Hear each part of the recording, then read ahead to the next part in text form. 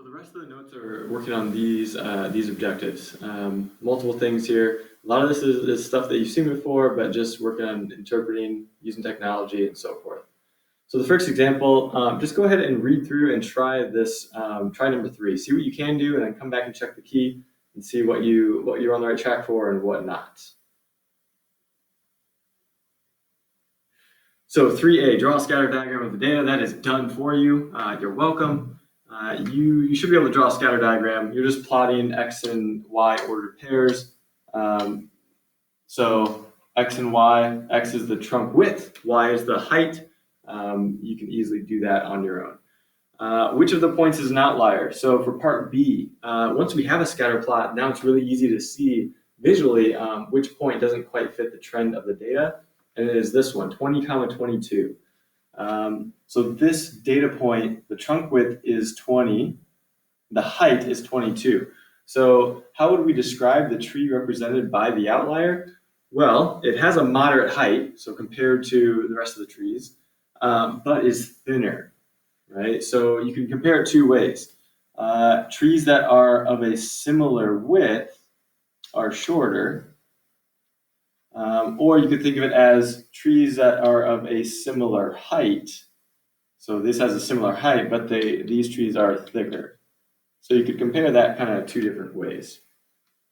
For part D, calculate the mean point. Remember, just use one variable stats.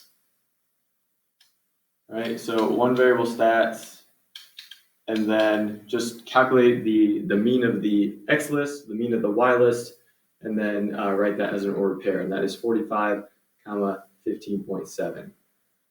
For part E, it says plot the mean point on the scatter diagram and draw a line of best fit through the mean point. So mean point often is noted with the capital M, and then your line of best fit needs to go through that mean point. Notice how on this one it should, think about why it makes sense, should go through 0, 0. If you have a tree that has a width of 0, then it is non-existent. There is no height. So in this case, it makes sense to make that line of best fit go through the origin. That is not always the case. It does not always make sense for your line of best fit to go through the origin. Part F, predict the height of a tree with a trunk of 120 centimeters and comment on the reliability. Okay, so reliability, that means I need to think about, was this an interpolation or an extrapolation? Okay?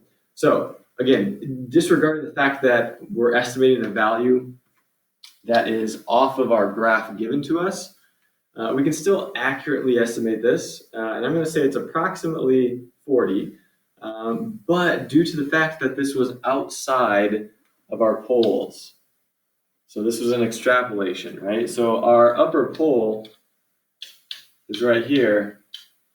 This is an extrapolation, so we have to make the assumption that this trend is going to continue in a linear fashion.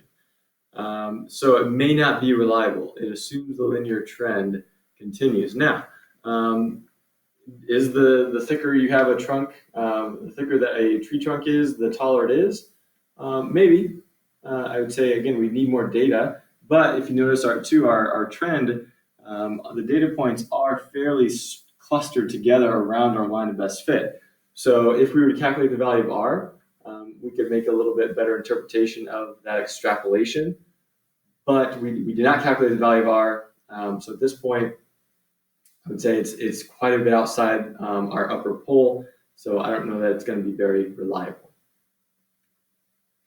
Go ahead and move on to the next couple examples and move on to the next videos, and you can check out your answers there as well.